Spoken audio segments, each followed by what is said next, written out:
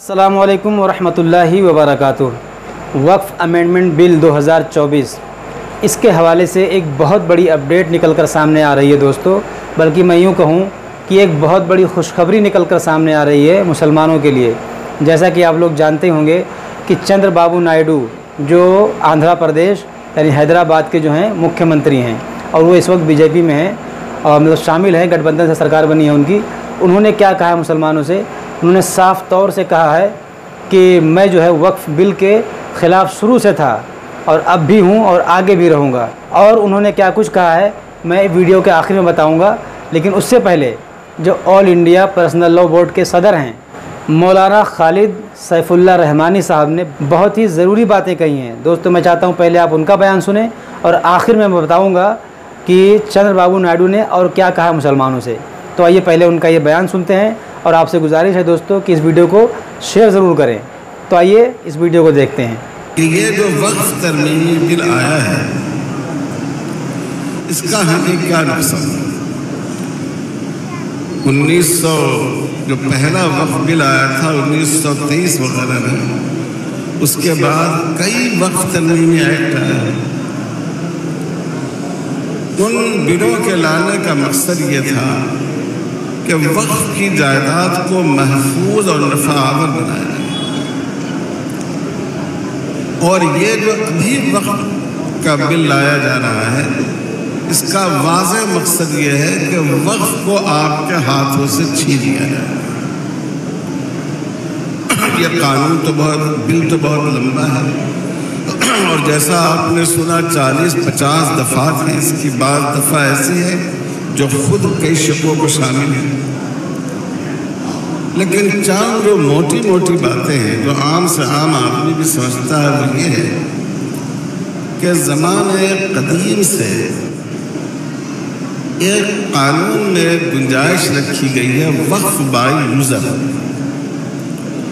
अगर कोई चीज़ बतौर वक्फ के इस्तेमाल होती आई है तो चाहे उसके लिए कोई डॉक्यूमेंट मौजूद नहीं हो उसको वक्फ ही समझा जाए।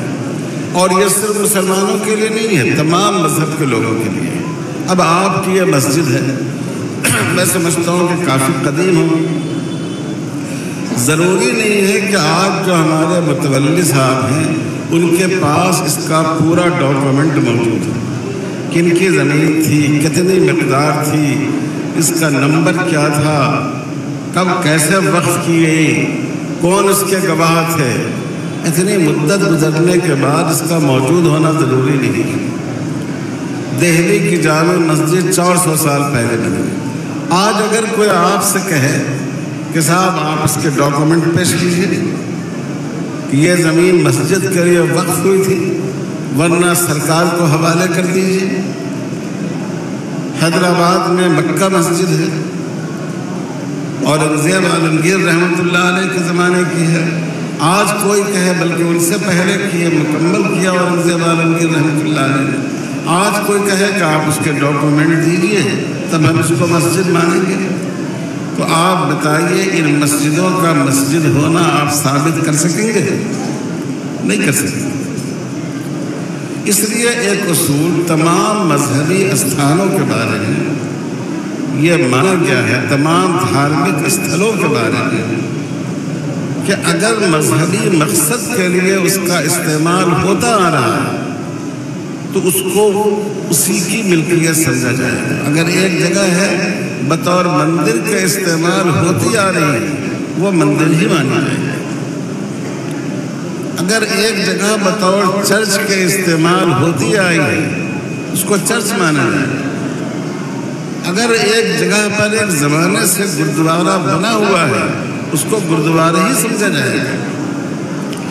इसी तरह अगर कोई जगह एक ज़माने से मस्जिद, कब्रिस्तान, ईदगाह वगैरह के तौर पर इस्तेमाल होती आई है, मदरसे के तौर पर इस्तेमाल होती आई है वो जगह, तो वो जगह इन्हीं की मिल्कियत समझी जाएगी। ये सिर्फ मुसलमानों के लिए नहीं है, जैसा कि मैंने बताया हर मजहब के मानने वाले के लिए। अब इस कानून में क्या बात कहेगी?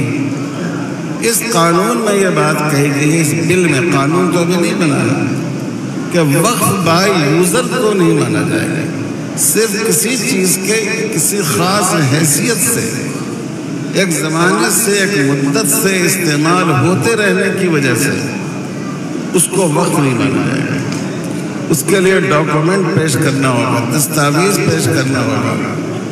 آپ سوچئے کہ ملک بھر میں کتنی مسجدوں اور قبرستانوں کا دستاویز ہم لوگ پیش کر سکتے ہیں۔ پہلے تو انگریزوں کے اخیر دور تک تقریباً یہ جو ہم لوگ رجسٹری کرتے ہیں زمینوں کی، اس کا بھی رواج نہیں تھا، زبانی بے ہوتی تھی، لوگ اپنے طور پر لکھ کر دے دیتے تھے۔ اپنے اپنے گاؤں میں آپ دیکھیے پرانی زمینوں کو، بہت سی زمینیں جو ہے بے لا کلامی کہتے تھے، اس کو صرف زبانی بے ہو جاتی تھی۔ تو اگر یہ قانون بن جائے تو آپ سوچئے ملک بھر میں کتنی مسجدیں، کتنے قبرستان، کتنی عیدگاہیں اور کتنی ہماری جو مذہبی چیزیں ہیں، اس میں مدارس بھی ہیں، یہ سب خدا نخواستہ ہمارے ہاتھ سے نکل جائیں گے۔ آپ محسوس کیجئے کہ یہ کتنے نقصان کی بات ہے۔ نمبر 2، اگر وقف کی زمین میں کوئی نزاع پیدا ہو جائے، ایک زمین ہے، اس میں مسلمان مردے دفن ہو رہے ہیں، قبرستان کی حیثیت سے ہے، کوئی آدمی آ کر دعویٰ کر دے کہ یہ زمین ہمارے دادا کی ہے، قبرستان کی نہیں ہے، تو ابھی اس کا حل یہ ہے کہ اس کے لیے ایک خاص ادارہ وقف ٹریبونل قائم ہے، جو عدالتی انداز پر کام کرتا ہے، جس میں کوئی ریٹائرڈ جج بھی ہوتا ہے، جس میں ایک احکام شریعت سے واقف آدمی بھی ہوتا ہے، ایک حکومت کے مینجمنٹ اور انتظامیہ کا آدمی بھی ہوتا ہے، 3 آدمیوں کا ہوتا ہے۔ وہ پورے معاملات کو سنتا ہے، ثبوت و شہادت کو دیکھتا ہے، فیصلہ کرتا ہے، وہ فیصلہ نافذ ہوتا ہے۔ اگر اس فیصلے سے کوئی فریق مطمئن نہیں ہو تو اس کے لیے پھر عدالت میں جانے کی گنجائش ہے، وہ کورٹ میں جا سکتا ہے، وہ ہائی کورٹ میں جا سکتا ہے، اس سے مطمئن نہ ہو تو سپریم کورٹ میں جا سکتا ہے۔ اب اس بل میں کیا کیا گیا ہے؟ اس میں ٹریبونل کے جو پورے اختیارات ہیں وہ ان سے لے کر کلیکٹر صاحب کو دے دیے گئے ہیں۔ کلیکٹر صاحب پورے معاملے کو سنیں گے، وہ فیصلہ کریں گے، اور اگر انہوں نے کسی زمین کے بارے میں کہا کہ مجھے اس میں شبہ ہو رہا ہے کہ یہ وقف کی زمین نہیں ہے، تو وہ زمین آپ سے لے لی جائے گی۔ آپ جانتے ہیں زمین پر سب سے زیادہ ناجائز قبضے کن لوگوں کے؟ سب سے زیادہ ناجائز قبضہ زمینوں، وقف کی زمینوں پر سرکار کا، دوسرے نمبر پر عام لوگوں کا ہے، اور ان عام لوگوں میں ہمارے مسلمان بھائی بھی شامل ہیں۔ تو اکثر و بیشتر جو وقف کا کیس چلتا ہے وہ وقف بورڈ اور حکومت کے درمیان، یا وقف بورڈ اور حکومت کے زیر اثر کسی کمپنی اور ادارے کے درمیان۔ حکومت چاہتی ہے کہ وقف بورڈ مقدمہ ہار جائے، ایسا بھی ہوتا ہے کہ وقف بورڈ کے ذمہ داروں پر دباؤ ڈالا جاتا ہے کہ آپ مقدمہ ہارنے کی کوشش کیجیے، آپ ڈاکومنٹ کورٹ میں داخل مت کیجیے، جو وقت ہے حاضری کا آپ اس وقت غیر حاضر ہو جائیے۔ یہ تو ابھی کی صورتحال ہے۔ اب سوچئے جب یہ پورا معاملہ کلیکٹر کے ہاتھ میں چلا جائے گا تو ظاہر ہے کہ کلیکٹر گورنمنٹ کا نمائندہ ہوتا ہے، کیا اس سے انصاف کی امید کی جا سکتی ہے کہ اگر کوئی کیس وقف پراپرٹی کے درمیان اور گورنمنٹ کے درمیان ہو تو وہ گورنمنٹ کے خلاف فیصلہ کرے گی اور انصاف کے ساتھ مسلمانوں کو ان کا حق دلائے گی؟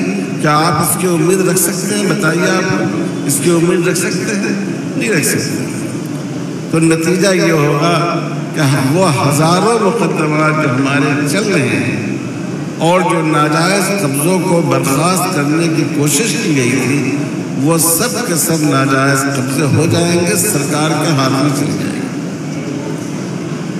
تیسری بات یہ ہے کہ ایک لمیٹیشن ایکٹ گورنمنٹ نے بعض شعبوں کے لیے یہ رعایت دی ہے کہ اگر 12 سال سے زیادہ پرانا قبضہ بھی ہو اس پر ناجائز قبضہ تو قابض کو وہاں سے ہٹایا جائے گا۔ عام طور پر تو 12 سال کا بعض ریاستوں میں تھوڑا الگ قانون ہے، ان کا قبضہ ثابت ہو جائے تو ان کی ملکیت مان لی جاتی ہے، لیکن وقف کو اس ایکٹ کے تحت رکھا گیا ہے کہ اگر کسی وقف کی زمین پر 50 سال سے بھی کوئی کمپنی قابض ہو، سرکار قابض ہو، کوئی فرد قابض ہو تو اس ناجائز قبضے کو ہٹایا جائے گا، وہ زمین واپس لی جائے گی۔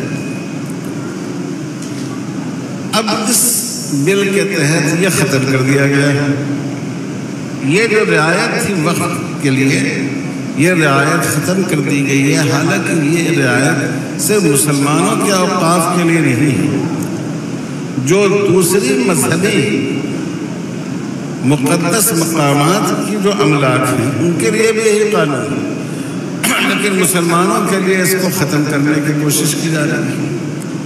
تو نتیجہ یہ ہے کہ بہت ساری ناجائز املاک جس پر حکومت قابض ہے، 70 سال سے قابض ہے یا انگریزوں کے وقت سے قابض ہے، ایک لمحے میں وہ ساری چیزیں سرکار کے ہاتھ میں چلی جائیں گی۔ آپ سوچئے کہ کتنا بڑا نقصان ہے۔ چوتھا بڑا نقصان میں آپ سے بتاؤں کہ وقف ظاہر ہے اسلامی ادارہ اور عبادت ہے اللہ تعالیٰ کی، اس لیے ہمیشہ اس کی رعایت رکھی گئی کہ اس کا مینجمنٹ مسلمانوں کا ہوگا۔ ایک غیر مسلم کو رکھنے کی اجازت دی گئی ہے وقف سینٹرل وقف کونسل میں، بقیہ مسلمان مینجمنٹ اس کام کو چلائے گا اور مسلمان ان کو منتخب کرے گا۔